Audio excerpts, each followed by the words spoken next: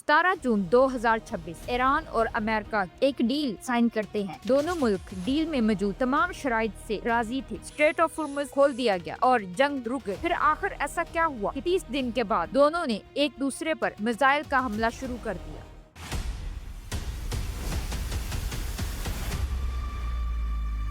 17 जून 2026 दोनों मुल्कों के लीडर्स हाथ मिलाते हैं।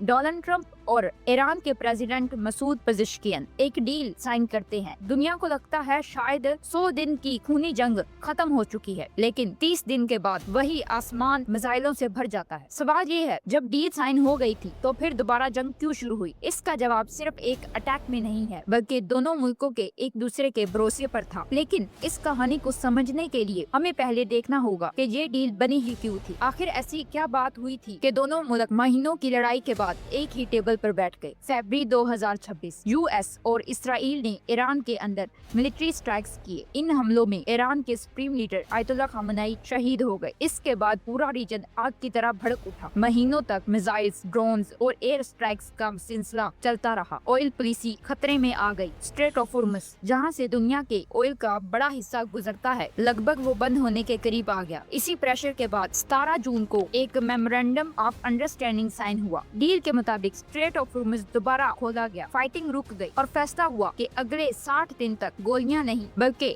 बातचीत होगी। ईरान के न्यूक्लियर प्रोग्राम और दूसरे तनाज़ात को मुज़ाकरात के जरिए सुलझाने की कोशिश की जाएगी। सब कुछ ठीक लग रहा था, लेकिन दोनों मुल्कों ने डील पर सिग्नेचर तो कर दिए, लेकिन एक दूसरे पर भरोसा नहीं किया और भरोसा न होने की वजह से वो अपनी मर्जी करने लगे। और यहीं से सिर्फ एक हफ्ता गुजरा और ईरान ने एक ऐसा कदम उठाया जिसने पूरी डील को दोबारा सवालों के घेरे में ला खड़ा किया। ईरान ने जो शिप्स उस रूट से गुजरती थी जिसे तेहरान अपना रूट समझता है, उन्हें महफूज रहने दिया गया, लेकिन जो सदर्न रूट से गुजरती थी, जिन्हें यूएस नेवी प्रोटेक्ट करती थी, उन पर हमला शुरू कर दिया गया। 6 जुलाई को 3 ऑयल टैंकर्स को निशाना बनाया गया। ईरान ने कहा कि ये टैंकर्स उस रूट से गुजर रहे थे जिसे तेहरान गैर कानूनी समझता था। अमेरिका ने इसे इंटरनेशनल शिपिंग पर गैर जायज हमला करार दिया। यहीं से सीज फायर टूटना शुरू हो गया। अमेरिका ने फौरन ऑयल पर पाबंदियां लगा दी। नेवल ब्लॉकेट भी वापस दोबारा शुरू कर दिए। ट्रंप ने कांग्रेस को खत लिखकर बताया कि लिमिटेड मिलिट्री एक्शन दोबारा शुरू हो चुकी है। अगली 4 रातों तक ईरान के ब्रिजेस और रेलवे ट्रैकर्स पर स्ट्राइक्स होती रही। जवाब में ईरान ने यूएई के 2 टैंकर्स को निशाना बनाया, क्योंकि यूएई अमेरिका का करीबी सिक्योरिटी पार्टनर था और यूएस से लीड